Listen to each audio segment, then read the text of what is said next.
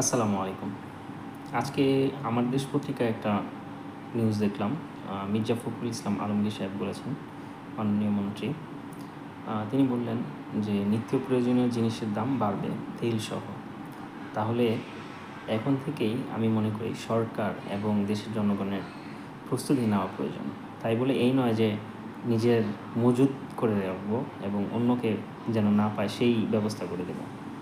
আমরা যেন অবৈধ মজুত যেন না করতে পারি সেই দিকে লক্ষ্য রাখতে হবে এবং সবাই সতর্কতার সহিতই আমাদের মজুত করতে হবে এবং আমরা যেন আগামীতে চলতে পারি সেইভাবে সরকার সহ জনগণকেও প্রস্তুতি নিতে হবে।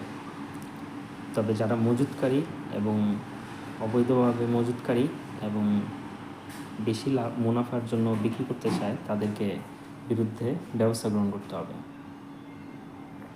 কারণ বহির্বিশ্বে সৌদি আরব সহ বিভিন্ন দেশে যে তেল আমদানিকারক দেশগুলো, প্রায় দেশগুলোতেই যুদ্ধ পরিস্থিতির কারণে তেল আমদানি রপ্তানিতে খুব সমস্যা হচ্ছে। তো আমাদের বাংলাদেশে অনেক ব্যবসায়ীরা আছে যারা